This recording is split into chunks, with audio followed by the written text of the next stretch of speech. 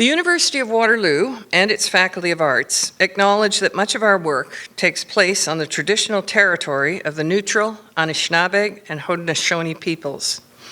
Our main campus is situated on the Haldimand Tract, the land promised to the Six Nations that includes 6 miles on each side of the Grand River. Our active work towards reconciliation takes place across our campuses through research, learning, teaching, and community building, and it's coordinated through the Office of Indigenous Relations. Now, I'd like to add that while this territorial acknowledgement is indeed genuine and sincere, on its own, it falls short of the institution's goals of relationship building with First Nations, Inuit, and Métis peoples, incorporating Indigenous ways of knowing into our scholarship, our curriculum, and our community, and welcoming and integrating an Indigenous presence into our student, staff, and faculty bodies.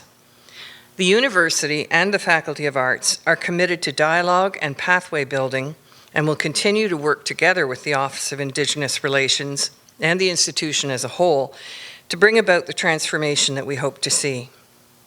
So this brings me to expressing my sincere welcome and thanks to today's distinguished guest, Chelsea Vowell, writer, educator, podcaster, and more. And before Jean Becker, our Associate Vice President of Indigenous Relations, gives a full introduction to Chelsea, the Drumming Circle of the Waterloo Indigenous Student Centre will perform. Thank you, everyone.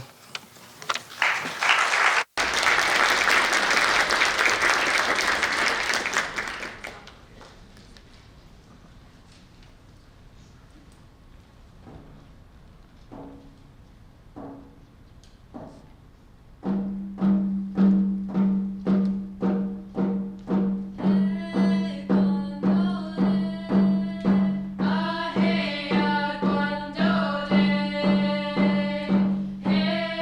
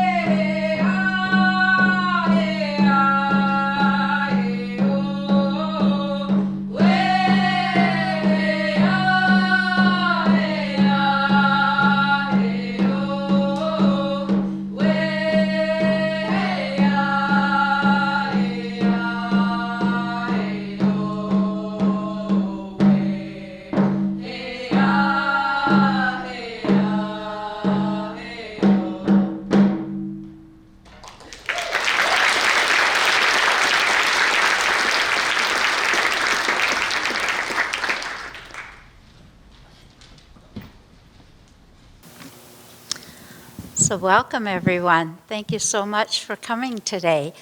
I'm Jean Becker, the Associate Vice President, Indigenous Relations, and I have the privilege of introducing our beautiful guest today, Chelsea Bowe. Chelsea is Métis from Lake St. Anne, Alberta. She currently resides in Edmonton. The Cree words are here, but I'm not trying them. She holds a Bachelor of Education, a Bachelor of Law, and a Master of Arts.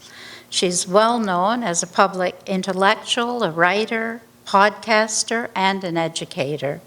She is mother to 6 children and an associate lecturer and Cree language instructor in the Faculty of Native Studies at the University of Alberta. Chelsea's work intersects language, gender, Métis self-determination, futurisms, and resurgence.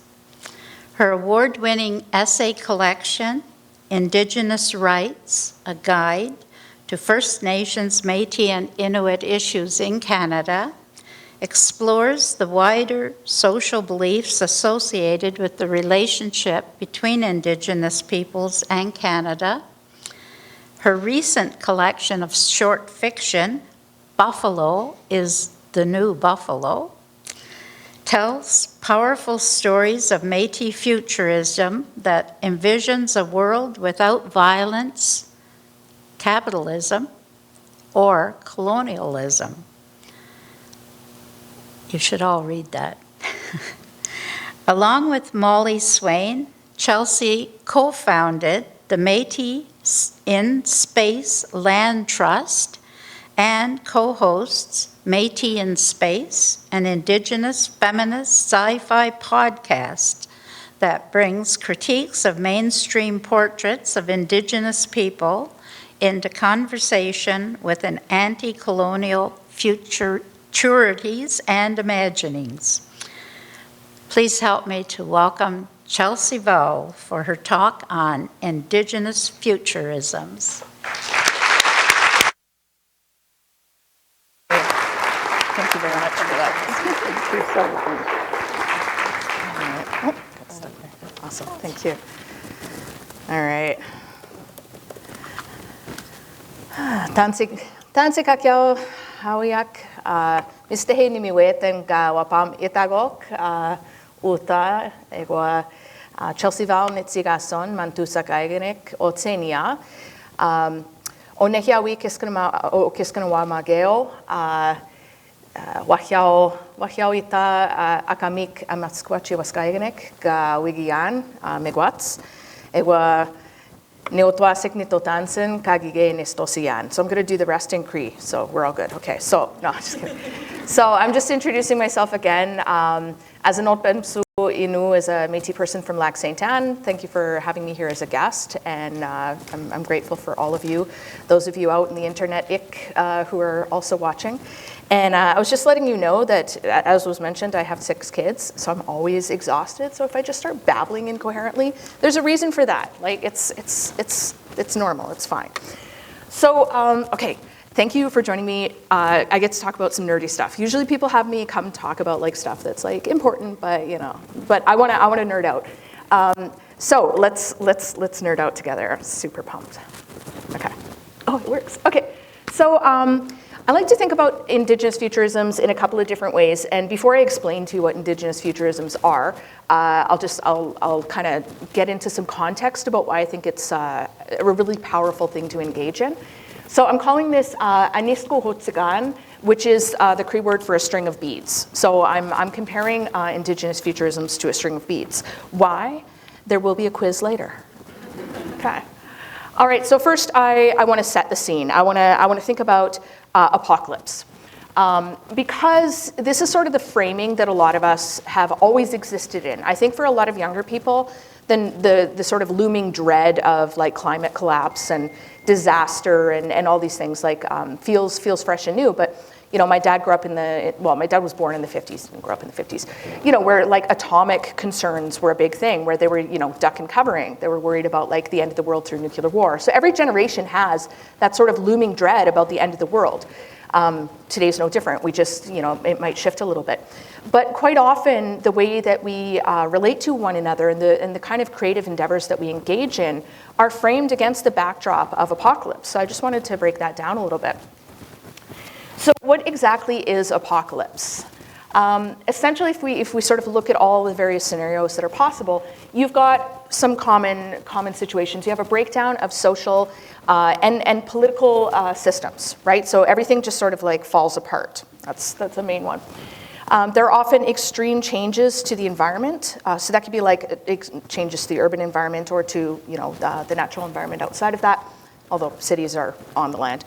And often this is coupled with widespread violence. It's the end of the world as we know it, however it comes about, right? This sounds really familiar to Indigenous folks. Okay, we've experienced every kind of apocalypse you can imagine. Any scenario, pandemic, invasion, destruction of our food sources, destruction of the environment, breakdown of kinship systems, genocide, all of these things, and yet still we remain. So one of the things that my work does is foregrounds the rejection of apocalypse as any sort of beginning or end. So it's really easy, I think, even if you're thinking like beyond just sort of creative endeavors, but you're thinking about what to do with your life in general. A lot of people are motivated by fear. Things are so bad, we have to do something. Or you're angry because things are so bad and we have to do something. And those are pretty powerful motivators, but I have found over the years that despite the fact that these, the anger and the fear, these are all justified things, they don't sustain you in the way that hope and love can. So if we think about the apocalypse, a lot of times folks are like, well, when it gets to this level of bad, then I'll do something. Then I'll act, right? And I'm sure you've all heard sort of the tale of the frog in the slowly boiling water, right? And that's kind of where we're at. Is we think there's going to be an alarm. There's going to be some sort of thing that goes off, and we all go, okay, collectively, this is it. This is the time, guys. Let's all get together, right? Everybody's always sounding the alarm and saying, like, forget about all these other things. Forget about centuries of injustice. Forget about the marginalizations that you experience right now. We got to come together, like right now. Now's the time.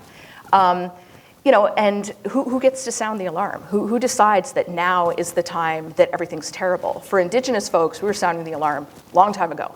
And that wasn't the time to sort of drop everything, forget everything, come together, right? But that idea that we're going to know and we're just going to, collectively come together and fix things, it just doesn't accord with our own reality. We see that we can enter into situations where we're literally witnessing genocide happening before our eyes. And some folks are out there being like, is it that bad yet? Like, what? Literally, what is it going to take, right? So the idea that apocalypse is required for things to get better, I think is a very dangerous notion. And because I've asserted that Indigenous peoples are post-apocalyptic peoples, we also know from experience that it isn't necessarily an ending. It's just something that you move through, okay? So I also wanted to highlight this idea of being post-apocalyptic people with a bit of a meme. Now, a lot of folks will reach for shocking images. One of them that I always see that always sort of like hits me where I live is a historical photo of bison skulls piled up, right? And the guy's standing in front of them, so you can see how immense the genocide of buffalo, has been. But I think it's weird to splash up photos like that. Like, those are our kin. I come from Buffalo peoples. So just like throwing the bodies of our kin up there for shock value to me seems spiritually damaging. Whereas I think humor is always good. So our Arnell Tailfeathers Blackfoot memester has kind of been on every platform now. Got some great stuff. But I like this. This notion, when people tell me, an Indigenous person, to celebrate the history of Canada as a nation, like la la la la la, don't notice all the skulls, don't notice all the death and destruction around me. And honestly, that's really how it is. Like, I do think about every Canada Day. It's an opportunity for folks to sort of bring up the question: does Canada need to exist? Is it legitimate, et cetera? No. And everyone's like, not right now, not right now. We're trying to celebrate. Like, if not now, when, right? So this kind of idea that we just need to ignore what's going on around us, and move forward together is a little bit silly. But the point being, we have continued to survive. Like, Indigenous peoples are always going extinct. Like, since first contact, they've been saying, you're going to die out, you're going to die out. The way that we approach Indigenous cultural production is about preservation and saving it and putting it in museums, because you're going to die out, right? And I was like, we're sure taking our time on that one. So how have we gotten through like these various apocalypses? It hasn't been by becoming more violent, controlling, rejecting the other. In fact, the way that we've survived is by coming together in times of need, expanding our kinship, finding space for one another, and just pushing through, often with some pretty dark humor. But that's not supposed to work. That's not how apocalypse supposedly is. So I want to talk about settler fantasies a little bit. You have mainstream media is great for this because everybody loves a dystopia. Everybody loves sort of a apocalypse. So it doesn't matter if it's like some sort of Mad Maxian desert hellscape or like, I don't know, mushrooms taking over people and things like that. We always have these different scenarios where zombies are coming and everything's ending, right? And it's kind of interesting because one of the things that really is compelling about these portrayals is, these particularly urban views of like abandoned vehicles and buildings, everything burning, and it's all terrible.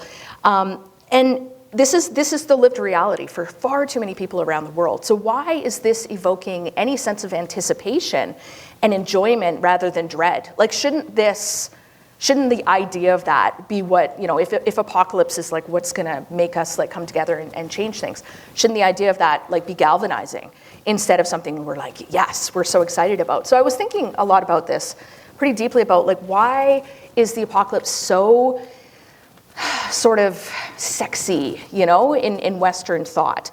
And I think that there's a couple of different things that are happening.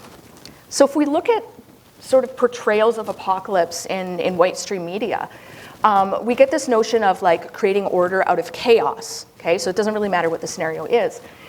So we have prepper and survivalist culture. We have people literally out there right now who are spending so much time, energy, and money in like stocking up food, ammunition and stuff, waiting for the end of the world, because then everything's gonna change for them, right? And embedded in these ideas of apocalypse and preparation for this are these notions of that are rooted in the doctrine of conquest. Really, really old idea that you get to inherit everything of the people that you conquer, that you take over, right? And this idea is also sort of rooted in this notion that conquest and violence is universal, literally universal. Because you think about so many portrayals of alien invasions and things like that, they're going to come conquer us, right? So this idea that everybody does it then justifies that kind of violence, right? You can tell yourself that you're a peaceful person or a peaceful nation even, while you're engaging in just the most atrocious violence imaginable. You can justify it as self-defense. They were going to do it to us first. Everybody does it, so better us than them because they're worse, right? You can do it because you feel forced into it by the actions of others, right? But and then you retaliate. But at the heart, you're a peaceful person, okay? But this isn't true. This is not a universal thing. This is not how we all get through. When things, the chips are down, things get bad, we don't all immediately react by murdering one another, and that's how we survive, survival of the fittest. So this notion, this doctrine of conquest is really sort of flows a lot through white stream colonial media. The other thing about this too is that, I mentioned that people are preparing for this and everything's gonna change for them. So it creates the promise of becoming a great person, a great man or a great woman. So instead of critiquing capitalism, instead of critiquing the sort of situation where, you're forced to like work all the time and you're tired and you don't get to do anything fun and everything sucks and your life stinks, instead of sort of critiquing the structures that make that so, you think, well, okay, I can endure this because there is going to be an afterlife, and it used to be a religious thing and now it's more of a secular, well, the world's coming, it's all going to go to shit, and when it does, I'm going to be on top because I have the guns and I have the food and everybody's going to come to me. And all of a sudden, I'm going to be the big person around here. Just you wait. So people are like living for the promise of greatness and putting all that time and energy into it instead of trying to do something to fix the situation now, right? And you can see how that can be appealing, particularly when you take a very individualistic approach to things and you don't understand the systemic oppressions that exist or how you relate to those. Then it can just be about, well, I'm going to change things, and everybody else is going to come crawling to me. So there's still sort of like these notions of apocalypse are still very much based in this desire to be the conquering decider of all things. So then if we see that as the backdrop of not only our society, oh, I don't know what just happened there. Oh, it's not. Beep, beep, beep. I don't know, it's not moving now. Can y'all put it back for me? No, it's not linked to my computer. Okay, that went to the end. That stinks. All right, talk over. No, go back. Don't look. All right, thank you very much for that. Love technology. I only started doing slides because, I'm always like, come from an oral culture, I'm just going to make it up as I go. And this is what happens. See? All right. So, okay. So this is the backdrop of our society, right? And societies create media. So now we get to the sort of like geeky fun stuff. So thinking through sort of indigenous futurisms, I like to think of Anis Kuhutsagan, this sort of string of beads that I'll explain in a bit. But what is it that indigenous futurisms can do for us? And like why is that an alternative to this sort of approach that mainstream fiction has? So first I'll get in to what indigenous futurisms are a little bit. All right, so indigenous futurisms, the term was coined by Grace Dillon in 2003. And she's drawing a lot of influence from Afrofuturisms, which have been around for a really, really long time. And the thing about indigenous futurisms is it's a deceptive name. It's one that a lot of people don't like because it's got futurisms in it. Futurisms don't just refer to what's going on in the future. We can reimagine the past. For example, we can write stories where John A. Macdonald gets trampled to death by a rougarou, and these are useful things. We can sort of reimagine the present through an indigenous worldview and understand our worldviews as true, and we can cast ourselves ahead into the future. So futurisms might seem a little confining. I'm cool with you calling it whatever you'd like. This is just what we're using right now, but terms change. But it's more than just a literary genre as well. This is a movement of art, every kind of like media you can imagine, fashion. You've got music that is very indigenous futurist. You've got all sorts of people working across the board, taking their own specific indigenous perspectives and bringing it forward, making sure that it survives, okay? Not preserved, unchanged in a museum, but living and fresh and something that we're gonna continue to see evolving. It also, at its root, foregrounds indigenous experiences and cosmologies. So who's to tell us that our way of understanding the world is fiction, right? And it's often categorized like that. So when indigenous people write from an indigenous perspective and they talk about sacred stories or cultural heroes and things like that, it's often slotted into, the fiction aisle. Sometimes we get, some magical realism, which is like, well, it's a little bit real, but mostly not, right? And so I like the idea that indigenous futurisms can push back against that and assert that our ontologies and our epistemologies are true. All right, so this is an example of what indigenous futurisms can look like. Okay, cheesy Métis futurisms, got a buff buffalo there, hitting on some spacemen. The aliens feeling out. We got the Red River cart with some rocket ships. Okay, yeah. This is cheesy, okay? But so is this. Okay? This is not indigenous futurisms. This is not Métis futurisms. I'm sorry, there's not really a good reason to throw this in here other than look at that. Look at that. Look at the way he's sitting, the stoic. I just love it. I love it. Like, this is one of the best pictures I've ever seen. Man, anyway. but this is not Indigenous futurism, so I'm gonna be a little territorial about that. Okay. All right, so let's talk about why I'm using this metaphor of the string of beads. Okay. So you can think of an Aniskahutsagan, an actual string of beads like this. Okay. So it's like the Western view. It's linear. We can think of it as like time. Okay. I'm facing the other way, so I'll say this is the past, right, and this is the future. It flows in one direction. Okay. These are your ancestors. These are your descendants. It just goes in one direction, right? And so that's kind of the way that the Western view of time works. And this instead is how I think we need to think about it. Okay, Aniskahutsagan, a string of beads. If you take that string of beads and you connect them together, okay, all of a sudden you have past and future directly interacting. You have ancestors and descendants directly interacting with no intermediaries, right? And this comes from indigenous epistemologies, like our ways of knowing, that we believe that we can actually interact with our ancestors and our descendants. We don't talk about that enough. We always talk about ancestral knowledge. We don't talk about ancestral knowledge going the other way, right, around that circle. And in Aniskahutsagan, the word itself, anisko, is to make a connection. It's to make a linkage. And the term in Cree for ancestors is Kitse Anisko, that's coming from that Aniskahutsagan, Anisko Tabanak. And the word for our descendants is Kitse Anisko Tabanak. It's the exact same word. It doesn't mean ancestors and descendants. It just tells you that there's that space between them. And you think about it, you think about the space between descendants and ancestors, and it's this big space. But for us, it's not. It's not a big space at all. So these people call each other the same thing, right? Because those linkages are there.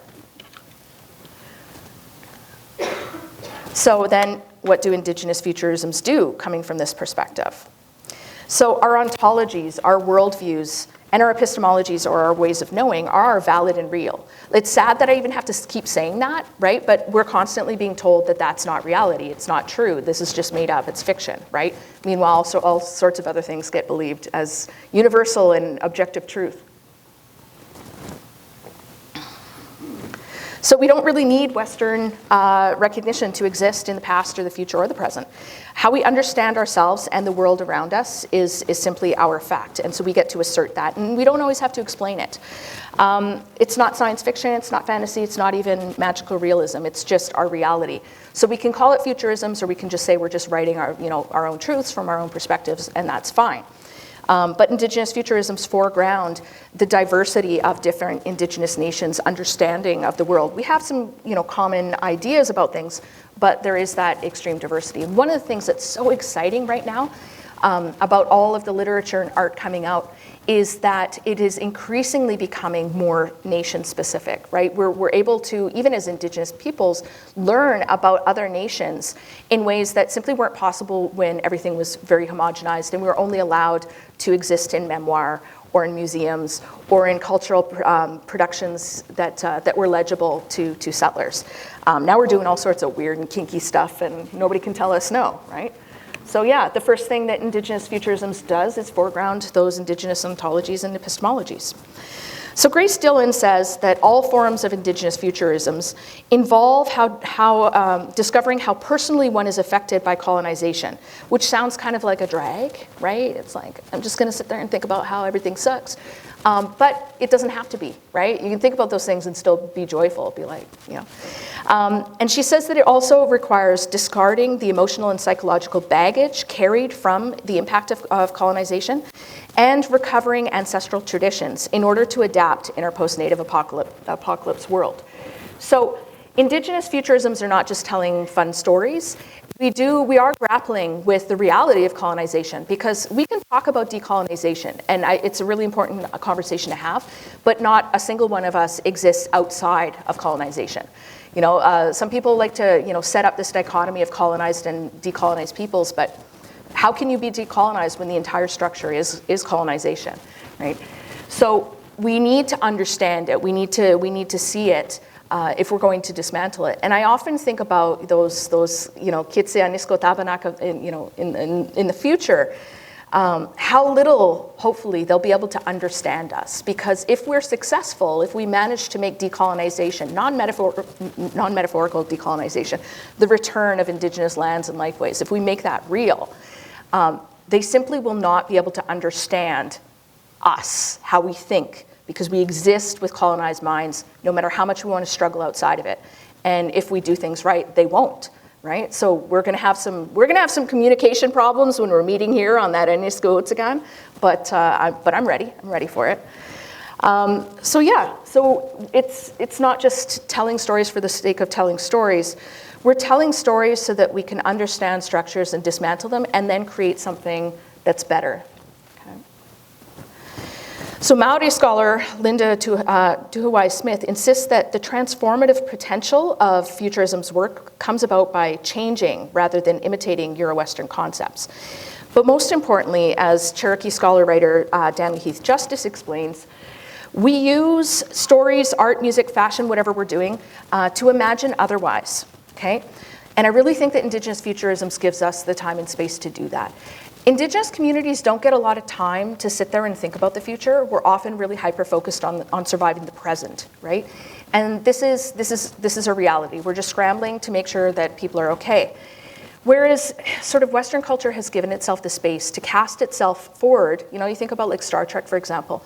Centuries in the future, they've solved, you know, sexism, racism, it's post-scarcity, you know, world, everything's great. And they don't have to explain how they got there in order for you to enjoy the series, right? But when Indigenous peoples talk about decolonization, folks demand the 121-point plan. Before they'll even support it, they're like, tell me everything. Tell me everything that's gonna happen, how you're gonna accomplish it. And the onus is on us to not only undo colonization and everything, it's to do it perfectly. And you know, we have to solve the problems, but we also have to make everything better. And if we can't, then I'm sorry I can't support this plan. Decolonization, it doesn't sound like you've really thought it through.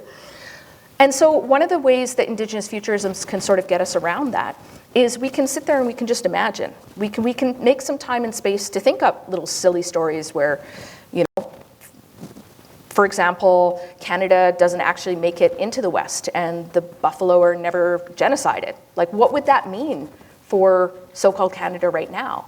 Like, would it even exist? We can think about those things and then act like it happened. We can change things like that. We can cast ourselves into the future really, really far and think about what would cities look like if they were really integrated into the landscape. Molly Swain and I are working on a graphic novel series right now where we get to like geek out and talk about stuff like that. And one of the things that we're thinking about is like on the prairies, you know, with herds of buffalo being as big as they were back in the day, if that were true again, you would not be able to build cities the way that they're built because they would just come through and rip shit up, like just forget it, right? So we had this idea that like animals would have to be coming in and flowing through cityscapes. You know, and the prairie grass would be back. And so maybe like everybody goes somewhere else for a while the bison move in and like chomp it down. You know, like that kind of integration as human beings with the natural environment that we have always been altering along with animal kin is something that we can think about and then actually start to do in small ways now. You know, thinking about the future doesn't always have to be like, you know, who's going to be in charge and what are the political systems going to be like. It could be like who's cleaning the streets in this future world, like who's doing what, like where are we working, where are we hanging out, you know, fun stuff. And I think this idea of making that time and space to think deeply about if we got it all, if everything was perfect and everything we asked for was on the table, what would we want? And I think we don't actually ask each other that question enough. Like, it's one thing to talk about decolonization and be like, yeah, but what do we want? What do we want that to look like? What are relationships going to be like? How are we going to solve conflicts? You know, what's the landscape gonna seem like? Like, it always amazes me when I'm back in my home territory and I look around and I'm looking at that river valley, and I think like my ancestors would just not recognize this place because colonization didn't just change, you know, the human beings and the animals here. It completely changed the plants. It changed the rivers. It changed the hills. Everything looks different, right? And so cast yourself 300 years in the future. I want to also not recognize what I'm seeing. What could that be like in a good way? And Métis scholar Daniel Voth says, Indigenous peoples have suffered greatly at the hands of the intersectional power dynamics of settler colonial oppression. If we're to engage in struggles of and for freedom, and to imagine, act, think, and love otherwise, it might be helpful to spend some moments with our relations reimagining other ways of acting, thinking, and loving. So when queer Indigenous peoples come together and create found family, because that's how they survive, we're thinking and acting otherwise. We're creating, the possibilities to build on for tomorrow. It can be small things. It doesn't have to be, not everybody has to be a great man or woman. We can just take care of each other, right, in ways that think about that, where we want to be at the end of it. And to me, that's the most exciting and fun and generative way that we can approach the work that we do. It can be silly, it can be serious, it's all of it mixed together. But it is embedded in the notion that we're going to continue to exist. And we want that existence to be good for everybody. We want that existence to be something to look forward to, not something to fear, not something to use as a cudgel against others to get them to comply. So if we think then about Anishkahutsagan as this string of beads that's meeting, where we're having ancestral knowledges, where we're sort of thinking about past and future all together, when it's not linear, it's just happening all in the same time and space, then it's also really interesting to think about multi-layering those strings of beads. So here, in the work that I do in my Indigenous futurisms, I say it's specifically Métis futurisms, and it's not like Métis futurisms like for all Métis. I'm from a specific community with a specific context from specific kinscapes and history and all that. So I can't, my perspective is not the perspective of all Métis, and it certainly is not the perspective of all Indigenous peoples. So when we tell our very, very specific stories, we're carrying that information into the future, and we're passing it on to one another in ways that push back against, the people who sit in Red River carts looking all stoic, who try to tell stories about us and warp those stories and, give us false information. I don't always agree with everything that Murray Sinclair says, but he was talking once in this webinar about Indigenous identity and talking about ethnic fraud and stuff like that. And one of the things that he said that really stuck with me is he's like, well, we have to tell these stories, right, for our youth to learn about who they are, because if we don't tell them who they are, somebody else is going to tell them who they are, right? And one of the issues here too is like we do have to be careful about how we share these stories. Indigenous peoples are the most studied and extracted from peoples on the planet. People are always coming in as researchers, taking our languages, learning from us, and then going and making careers off of it. And we're tired of these extractive practices. And so communities get a little irate with people who want to come in and do those things, and we get a little closed mouth. And we don't share as much as we used to. And you really, you might doubt that, but you look at books that were published in community, even in the 80s and stuff, and elders were talking about stuff that now would never say in public, right? And there's good reason for that.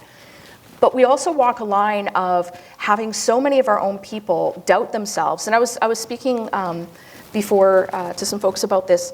The fact that Canada has always told us, we decide who you are, and you're never enough because you're always dying out, and you're, as you become more modern, you're less Indigenous, and if you breed out, you're less Indigenous. All of this stuff, through residential schools and all of the different ways that they've told us you're not enough.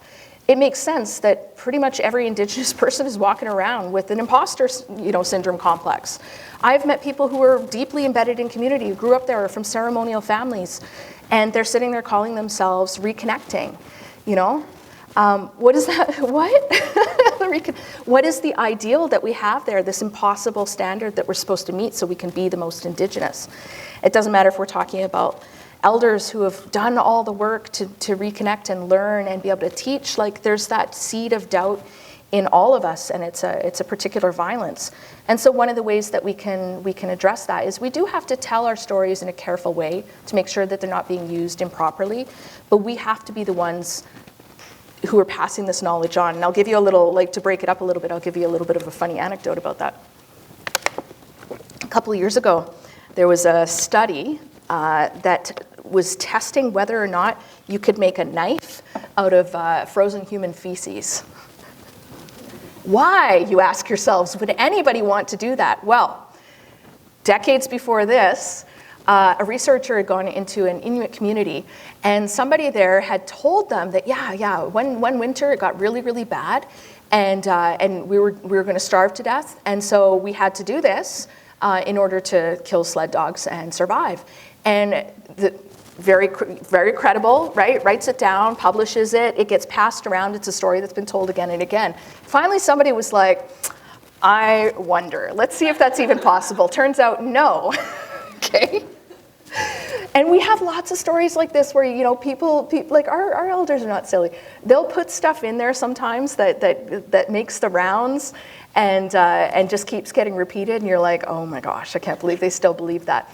But you know, as hilarious as that is, you know, and it is, this is a problem too for us. Like if you're trying to figure out, you know, you're trying to learn your own culture and your traditions and stuff like that, you know, you can be as pulled in by that as anybody. So it's really important that we remain true to you know how things actually are. Make fun of things and people when we can, but we do have to tell our youth who they are.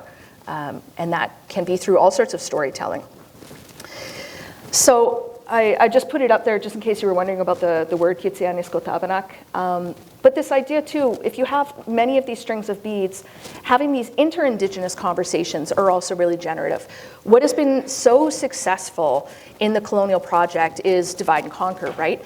Getting us all to focus on getting recognition from the state and fighting over, well, I'm Métis and I'm First Nations and I'm Inuit and we can't work together because we're not allowed to, and we can't be both because we're not allowed to. You got to pick a category. It doesn't matter. If you are Cree Métis, you have to choose. You have to be in one, you know, and you got to be distinct and you can't be like others. And, you know, so you got to be like, jigging is only for Métis, even though the Cree and the Inuit and the Dene do it. And like all this crap, we're sitting there trying to get that recognition from the state instead of working together. So instead of always looking to, you know, non-Indigenous philosophies and political discourses and stuff like this, we could do a lot more by talking to one another and figuring out what other nations have done, what other Indigenous nations have done, not just here, but, you know, globally. And take those knowledges and blend them together and work together, form those alliances. And, you know, I say this with Indigenous folks, and I say this as well, we need to start working together with other marginalized populations. We have to understand the intersection of, you know, colonialism and anti-Blackness. We need to just stop spending so much time being like, mommy, please, me first, right? And just turn our backs. And do that work together. So if we take all of these ancestral knowledges and just throw them into a pile together, I think what we come out with is going to be really, really amazing. And this is how I approach my work as well. I'm putting stories out there that are specifically rooted. There's all sorts of Easter eggs in there that people are only going to get if they're from my territory. There's stuff in there that other Indigenous folks are going to get. And then there's stuff in there that, you know, is for non-Indigenous folks. And I think if we all kind of create those layers, then we're building up something really amazing. So just to plug, Buffalo's the New Buffalo. This is a story where if you want to talk about John A. Macdonald getting trampled, just let's do it. We can have revenge fantasies too. We can write whatever we want.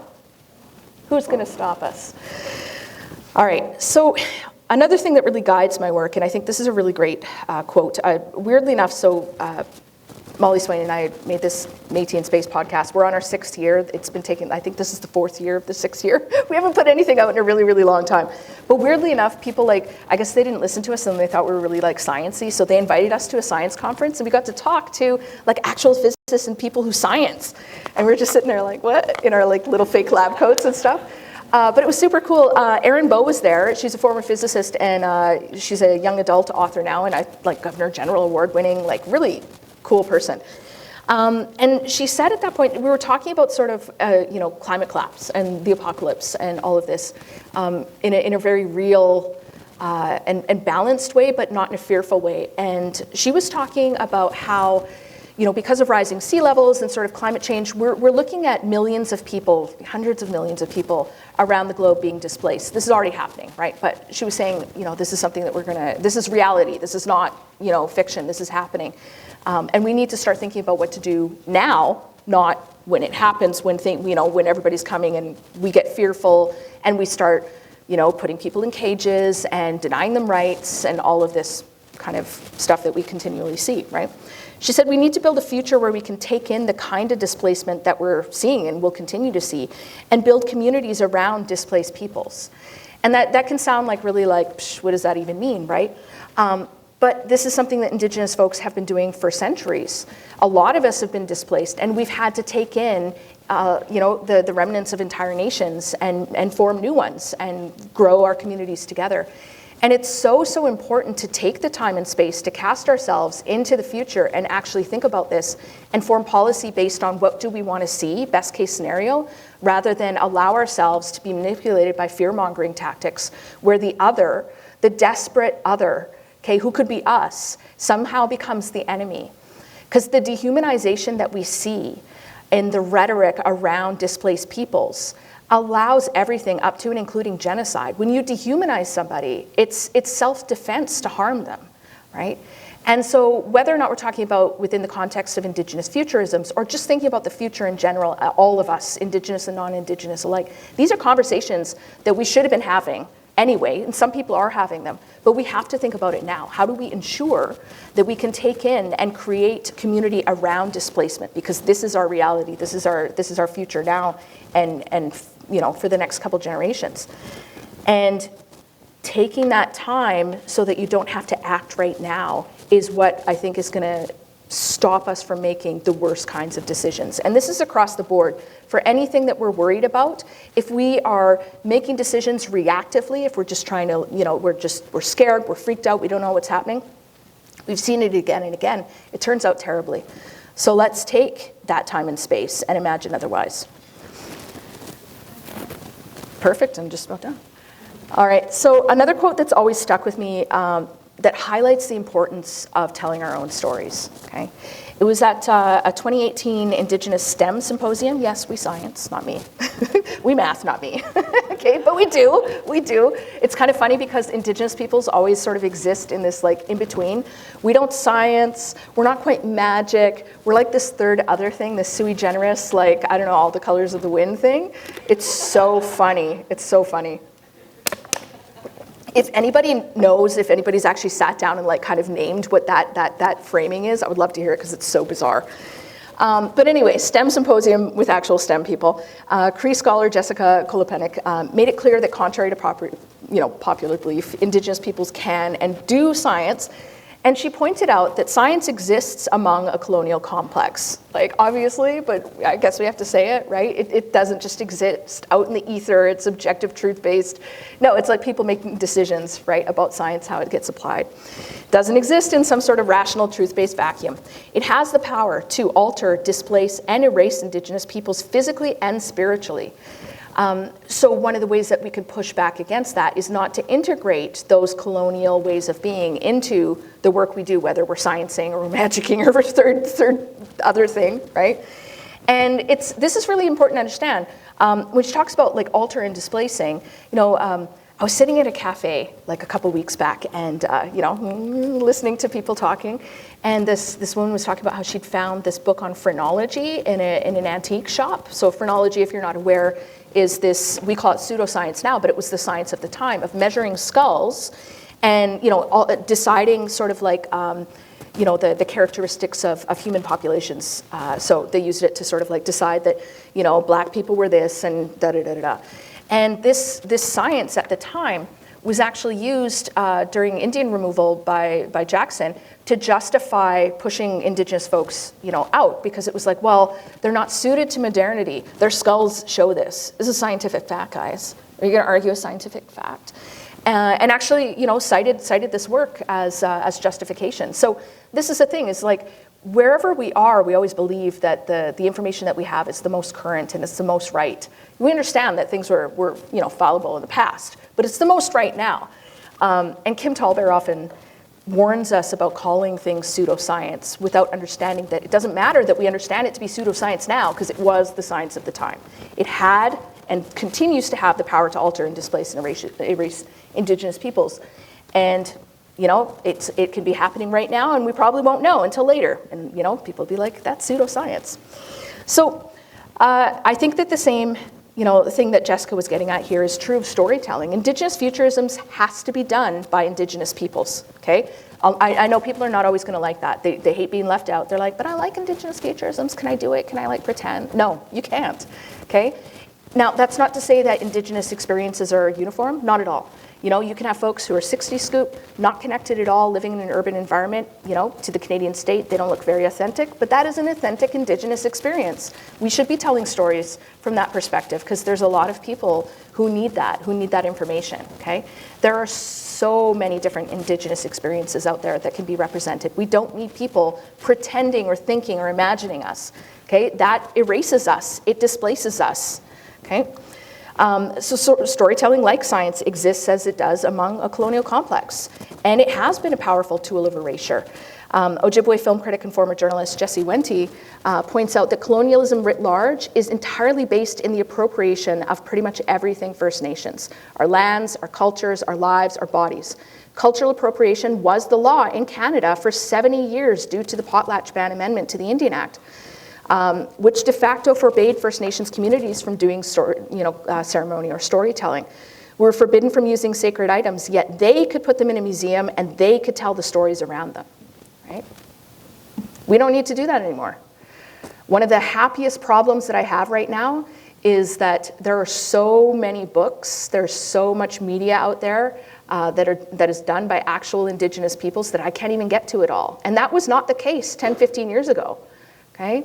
So if you're Indigenous, tell your story. It's even if it doesn't catch on right now, think about your Kitsia Niskotabanak. Think about that conversation that you're having with your ancestors and with your descendants. Okay, be that good ancestor. Tell those weird stories, okay? Because if you don't, they're gonna keep doing it. They're gonna keep doing it, and they're gonna just keep getting it wrong. So hi, Mr. Hay, everybody, for listening to me ramble. And I guess we're opening it up for questions. Yeah.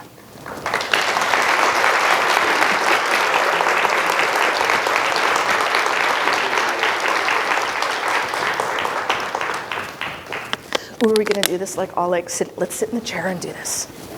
Thank you so much, Chelsea. I am Katie Fulfer. I'm an associate professor in gender studies and in philosophy here at the University of Waterloo.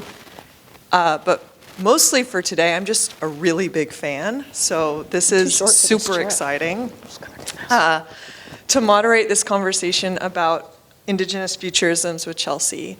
So I'm occasionally going to be looking at my iPad to get questions from the online audience. And in a little bit, we're going to have someone running around with a microphone to collect your questions.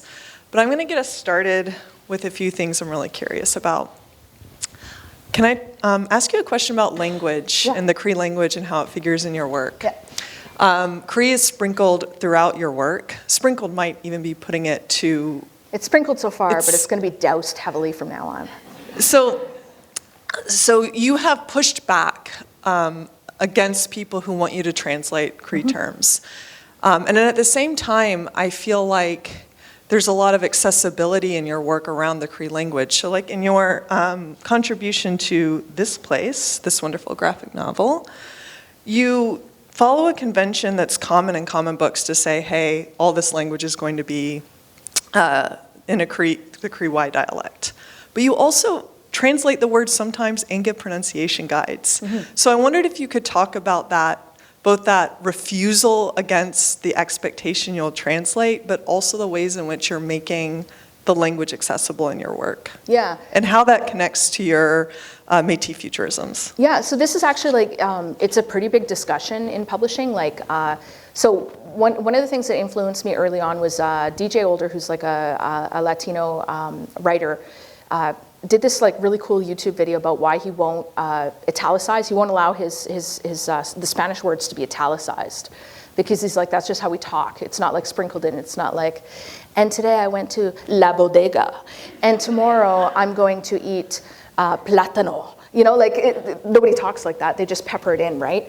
And I was like, that's weirdly powerful, like, because it always others the language, right? And so when I first wanted to put Cree terms into things, my opinion at the beginning was like, I'm not going to translate it. People can do the work, because people have done the work for other languages, right? Like déjà vu and karaoke. Like, we've got all of these loan words from different languages, and you know what they mean because you figured it out, right? Also, I had to sit through Shakespeare. Like, if I can do that, you can figure out what, you know, some of the words I'm using mean. And I also figured, like, if you start to see them enough, then maybe they will enter into English. You know, you can start learning our languages that way.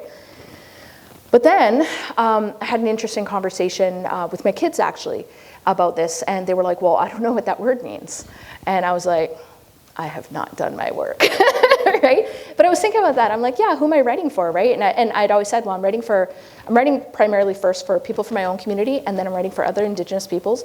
And then, if, you know, like, I'm not saying you get the scraps because it's really good, but if you're not Indigenous, like, you know, like, you get stuff in there too, but it's not about that. But then I'm like, well, if that's my purpose, then I have to make sure that my own people know this stuff, right? Like, I didn't have access to learn my language formally until I was in university. Like, that's a damn shame. Like, I had people around me who spoke a bit of Cree, but they weren't teachers. They were just talking. They were like, shut up. Like, we're speaking Cree, leave us alone. So yeah, a lot of our people don't have access to language. It's very, very difficult. So, you know, if I want to make sure that these things are passed on, then yeah, I got to do some explaining. And either I will put it contextually, so you get the meaning because it makes sense in the sentence, or, you know, that was a compromise too, is to put some stuff in there. And it's been really cool, because then I have met people who, you know, one of the names in that chapter is Wapanatsagos, which is also my youngest daughter's name.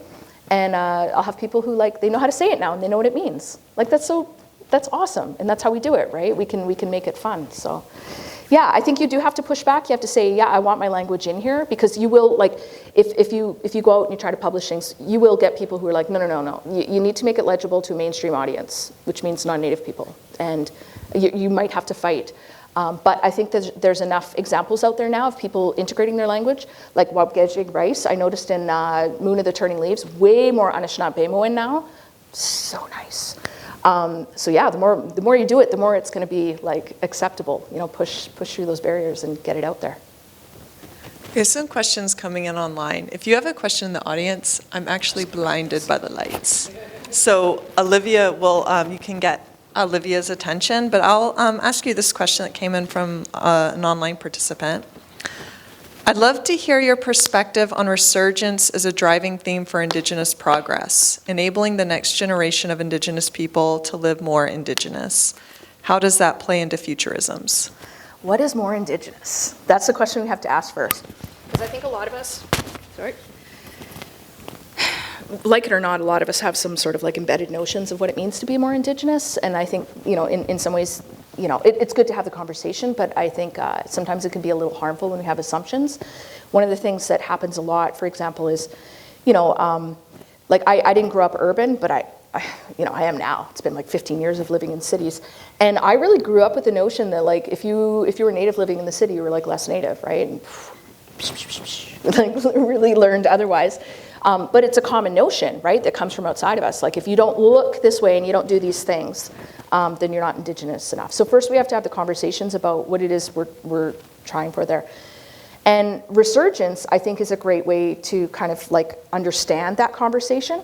Because if you think back to Idle No More, aside from, you know, sort of like creating space and presence, like really asserting our existence in spaces where we weren't welcomed or seen. You know, like, it's not a big thing now to see people walking around in ribbon skirts and stuff like that, or, like, drumming in random places or smudging. But this is new. This is new. When they had that round dance at West Edmonton Mall, and you had all of those people, and you had drummers, and you had folks like native folks there being visibly native and loud, and, you know, I think it was really disruptive and kind of, you know, strange. And we have to keep doing things like that.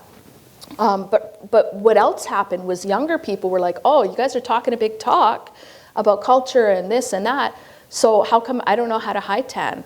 How come I don't know how to make dry meat? Like, so young people went, and they went to their elders, and they're like, teach us how to do this. And I do think of high tanning as sort of like the first thing that was going on is you had these collectives of young people going and learning these skills that were almost lost, right? You had like some people in community doing it, but for the most part, people didn't know how to do it anymore. They learned how to make the tools for themselves, and then they went and taught other young people. They said, this is what we want. This is what we need. And they did it. And now, like, hide tanning, like, it's happening in schools. Like, my kids are like scraping moose hide at school. Like, it's like, you know, I think about like fish scale art, which was almost lost. Hardly anybody knew how to do it. And it was young people who were like, I'm gonna learn that thing. And they sought out the knowledge, and then they taught one another. And it's not just about like, oh, now I can make a hide. Oh, now I can decorate with, you know, fish scales. It's about so much more. It's about like learning how to fish. They're learning about hunting practices. You're working with your body, you're working in community, and don't romanticize community. Like, you know, we all know community can be pretty toxic sometimes, and that's fine. Like, we're not pretending that it's not. But learning how to deal with that conflict is also part of this resurgence, right? Like, a lot of our sacred stories talk about conflict and how we solve them.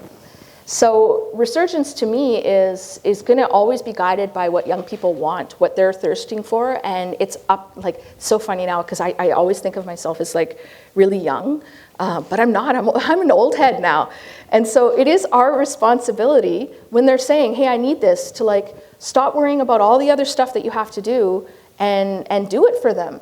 Like, if you don't know, then you also have to help and figure it out. Go learn yourself so that you can pass that information on. Because it's doing more than just teaching a set of skills. It's telling them who they are. And when you tell the youth who they are, like, I see such a difference with my younger kids who go to a school where their culture is everywhere. They come home speaking Cree.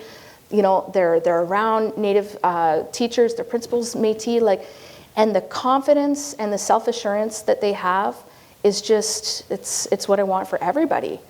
And that's what resurgence needs to be about. It needs to be about like extending those roots down. And it's through the asking and the demanding that you teach us the culture that it's going to happen. Do we have a question from the audience? Hello. First, thank you so much for your talk. It was incredible. For me, I know you called some of this rambles, but for me, I was just very moved by what you did say because your words were able to cover a lot of, like, you had a lot of powerful phrases that I would love to know, like, if there were some perspectives or some revelations that led you to lead them. Specifically, for me, I'm trying to work within, like, what in society are tools for the colonial arsenal or enterprise. And the concepts you worked with, like dehumanization as a form of self-defense, which produces harm, but then also like settler fantasies, like the cognitive dissonance between glorification of violence and the reality of a dystopian like, how did you come up with, like, or like, what led you to be able to bring this into a talk so eloquently? Because you really did, like, there was a lot. There was a lot of power in like what you spoke about. So how did you get there? Oh, with a lot of people, a lot of discussions. I think it started with asking, like, wait, how does Canada have sovereignty? You know, like, I grew up always hearing it, you know, but then you ask the question, you know, I went to law school because I was like, I don't really understand enough. I'm gonna like take up these tools and I'm gonna dismantle, you know, colonialism, lol. Don't do it, it doesn't work. But it was really good for me to see how entrenched these sorts of ideas are. And so ask anybody in Canada, why does Canada have these, you know, assert that it has claims over all Indigenous lands and territories and peoples? How did that come about? And you're gonna hear a lot of different things. You'll hear about the treaties, right? And then, you know, but there's a lot of pushback to that too, because I'm from Treaty 6 and a lot of treaty elders have said, hey, this was a land sharing agreement down to the, you know, the depth of a plow. It was never, we're signing it over to you, right? And then, okay, even if you accept that treaties like ceded, released, and surrendered, what about all the non-treaty areas? The peace and friendship treaties were never land secession treaties. You know, you've got them scrambling to like retroactively claim sovereignty through modern day treaty processes, which suggests to me that they know damn well they don't have it. And Delgamuukw in 1999 straight up told us that big part of BC was never ceded to Canada. So, you know, So how? And then you get into it. Then you hear, well, we conquered you. Which war was that? which war was that again? But it doesn't matter because the goalpost shifts constantly, right? It's not, conquest can be through, well, our civilization is superior, you know? Those iPads and toilet paper and jeans that we brought, they always bring up those three things. I don't know why this is so important to them, but apparently toilet paper, iPhones, and jeans, the pinnacle of Western civilization. They're like, we brought you that, that's how we conquered you. You know, like religiously, da-da-da-da-da. You know, it just changes. So you're like, okay, that's not a great, okay. Well, doctrine of discovery, we found it, the Pope said we could. Well, okay, terra nullius, the land of no one. But Canada explicitly rejected that in 2021 when it finally like created domestic law integrating UNDRIP unsuccessfully. So there, you know, even Canada's like, no, actually, well, we said it was this, but it's not this. We said it was this, it's not this. We said it, and it's still this big question mark, you know, that Canada's never going to ask itself because it's a paradox, right? It would like, poof, you ask the question, how do we get sovereignty? We don't have it, then I can't even make that decision, poof, I wish. But it's asking those questions that you have to start understanding that the structures that are created to sustain colonialism, they're not logical, and we're not going to find some loophole, and they're based in, you know, a lot of embedded thinking. And in order to understand that, like, in order to work against it, we have to figure it out first. So to answer your question, I just like went around, you know, being like, what the hell's going on, guys? Can you explain this to me? And then being unsatisfied with the answers. There's also author's notes in your book, Buffalo is the New Buffalo, so I love that, being able to see what you're thinking about when you were writing those stories. Yeah, some of it was pretty random and probably shouldn't have been in there, but whatever. So another online question, how do we safely have these conversations in community with identity theft being so pervasive? Yeah, it is tough, like, wow. Because it's just everywhere, and you know it is so uncomfortable because like you know when I meet other people and they say they're Native, like I tend to take it on face value because like it's weird not to, right? Like I'm not going to be like you know you know, like who am I, the decider, the whitest Métis that ever whited, you know, and that's weird, but we do, like I find I do have to be very careful about people because there is a practice among people who are engaging in sort of this identity theft where proximity to Indigenous folks is how they sort of build up that backstory, right? So folks will kind of sidle along and be like, you know, oh yeah, I hung out with so-and-so and drop names and stuff like that. And you're like, damn, like I can't even just go to karaoke. Like, you know, how do we have these conversations safely? I don't know, we got to start talking about it. One of the things that kind of bothers me is that a reaction to sort of the increasing awareness of ethnic fraud, because I don't think it's on the rise. I think one of the things that we should see, especially looking at some of the like the older people that are being outed now, is this has been going on for a very, very long time. Okay, it's not just Cherokee princesses down in the States. This has been happening here for a really long time too, and we're just sort of getting a sense of the scope of it. But I think one of the things that we have to do is not react by being very bright line about who we are. And this is something I think that the state encourages us to do. So some of the things that I've seen, for example, is younger people, and I'm not saying it's the fault of young people. I think this is just kind of because I'm on social media and it's young people, okay? Will be like, oh, okay, well, I know that person is a fraud because they don't get the "Hey Victor" joke. I mean, that's already an old movie. Like, you think my 6-year-old, somebody goes, "Hey Victor," that she's gonna know what it means? Like some of you are probably like, what? That's not it. That's not what makes us Native, right? Eating like Spam or Click and Red Rose and fry bread, that's, you know, a lot of the things that we talk about as being authentic and Indigenous are markers of poverty. And is that what we want for our kids? Like, you have to live this way because that's authentic. I mean, it's already changing, right? So we can't base it on like necessarily the food that we eat or the clothes that we wear or the pop references that we have. Those are like, you know, kind of like low-hanging fruit, but I think it's really damaging. We actually have to ask ourselves questions, you know, and the Métis get this a lot. What makes you an Indigenous person, right? Because there's this idea like Métis are, you know, it's just based on mixedness, et cetera. But I think all of us have to start asking, what makes me Cree? What makes a Cree person? And I think, like, you know, if you're in community, you've actually had these conversations, right? There are answers out there. But these are conversations that we need to be having more widely and take it out of that realm of just sort of the cultural signifiers that are so easy for cultural vultures to come along and figure out and start cosplaying with, right? It's that deeper relationality and the work that we have to do to be in community that is going to help us with this. It's not going to be like, this is us, and if you're outside of it, you're fake. Like, because that's gonna dig at that seed of doubt that we've all been given about not being enough, and that does so much harm to our own people. So how do we safely have these conversations? I don't know about safety. But it's conversations we gotta have. And I will recommend Chelsea's story, Unsettled, for getting at the complexity of some of these questions. I think we have time for one more question, so we'll take it over here. Tanse, Karen Nitsikatsan, Winnipeg Kayate Ochidia, Waterloo Bequach Weekend. And I don't quite know how to say I'm English Métis yet in Cree. So it's been a long time coming for me to start to learn Cree. I'm actually from Swampy Cree and Scottish ancestry, so that's our Métis, and from just north of Winnipeg is our territory. My question, I'm a composer, so a lot of what I do is tell the stories of my ancestry in my music, which has been hard. I get very angry sometimes, but I also want to thank you because I feel like your books, I listen to your podcast, I'm also a bit of a science fiction geek, but also I've read Indigenous Rights as well as Buffalo is the New Buffalo. Loved all of it. It's been super helpful for me. And for me feeling like I can be Métis because I look so white too, but also I feel all these deep connections to the land. So my question for you mostly is, I work a lot with my Métis mother. She's a writer, and so I'm a composer, and together we create lots of works with storytelling. But what's happening now is I'm feeling this deep connection more and more to the land because we're telling stories of the land where we came from.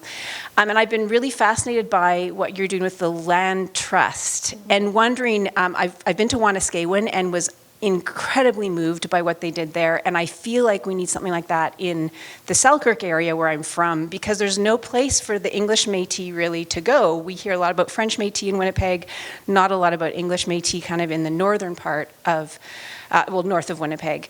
And so I'm curious about how you're approaching that, and like I'm thinking about a future where we have a place to go and to learn and from each other and to share and all these things. And what are your thoughts about creating these kind of this trust and I don't know, some of your dreams for that, I guess is what I'm thinking, yeah. Yeah, I mean, okay, so this is an issue, is like Métis through the process of script. So the government took an administrative approach to Métis where they were like, okay, well, these half-breeds are running around, but we're gonna treat them like they have some sort of right to the land. So we need to extinguish their Aboriginal rights. We're going to do it through script instead of through treaty.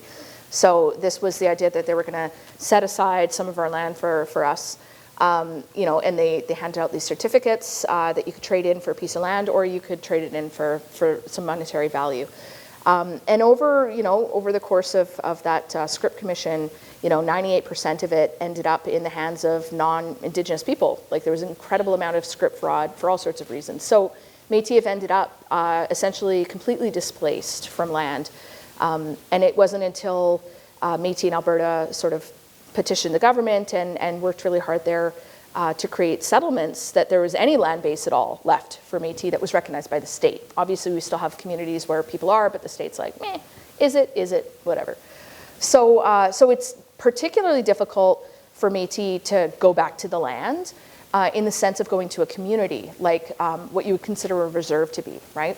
Now, I just want to say that it's reserves are not the be-all and end-all of territory. They're a small, tiny little portion of a First Nations original territory, and sometimes not even near it, right? So we do a lot of talking, I think, when talking about resurgence and sovereignty and stuff, about get back to the land and go to the land and all this stuff, but we're like, we don't talk enough about how, And this really came up for me when I was living in Montreal, is like I never got out of the city. Like I didn't drive, I didn't have access to anything, so I wasn't out on the land there. And when I came back to my home territory, I was like, woo, gonna be out of the land. Well, I can't live out there. There's no jobs, I can't be driving all the time. I don't own land out there, so like, what land am I gonna go to? I'm just gonna go like, I don't know, just like randomly walk into some summer cottage place and be like, I'm on the land, right? And, you know, and I live in a neighborhood in Edmonton that's you know, pretty poor. It's mostly Indigenous and Black people, and a lot of inner city, you know, Indigenous youth, they've never been out to the land because they can't get out. Who's gonna take them? So if we think that that's important, and it is, we really need to be setting up ways for that to happen. And it can happen through places like Waniskiwin or Métis Crossing. You know, more and more bands are sort of like organizing things so that like particularly urban youth can go out. Like, I'm seeing amazing stuff. Like my kids' school, some of the teachers there, they're going out there, they're doing like naming ceremonies for kids. They're doing, you know, like all sorts of stuff, right, to get these kids connected. But it's a lot of work and it's a lot of organization, and it requires communities. And it requires land. So for Métis, that's particularly difficult. So we decided, Molly Swain and I, that we wanted to like get a piece of land. The only way that we could do it, because we can't squat, like one of the ways that you can do it is just on the Kimooch, right? You just go take the land. But then you gotta be there all the time, because otherwise, you know, RCMP is gonna rip through and like kick you off and stuff. It takes a lot of organizing to just to occupy the land. So we're like, all right, we'll get some settler to pay for some land, we'll buy it, and it'll all be legal schmeagle. And we thought that that would take forever. It didn't, and that was a wild experience. So we ended up getting this piece of 160 acres out in Lac Saint Anne County, fairly close to my community. And then COVID hit, and then Molly got a job somewhere else, and like, so not a lot has happened to it. And sometimes I feel really guilty about it, but then I'm like, it's fine. Like, it's fine because the land's there. The land's there, and the idea has always been like, you know, we'll try to do what we can, but we're passing it down. Like, people will come and take the land, and maybe we'll get some more and do this. And my hopes for it, the idea was always like, if we could have everything we wanted, if we just like, here's our list and we got it all, we would have transportation out there. We would partner with groups who are already doing cultural work to connect urban folks with rural folks. We'd be like busing Indigenous youth out there, having them, you know, and then let them tell us what they want. Because this is the thing, it's really tempting to be like, I know what these kids need, but they'll tell you what they need. Like, we have some ideas, but it's really needs to be led by those folks.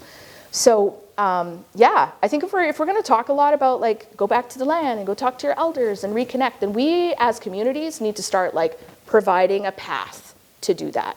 And that means organizing around that. It's really hard when we're also trying to deal with day-to-day stuff, but that is part of the thinking and acting otherwise work that is absolutely being done out there, okay, that we can tie into, that we can do more of. And that to me is like probably the most exciting stuff that's happening out there. Like, there's so much going on that doesn't make it into the news, that people are not talking about necessarily, but these folks are talking to each other and learning from each other and organizing, and it's really exciting to see. So, you know, I don't necessarily get to be the big, like, come to my place that I've developed. You know, it's just a cool piece of land for right now, but somebody's gonna do something cool with it eventually.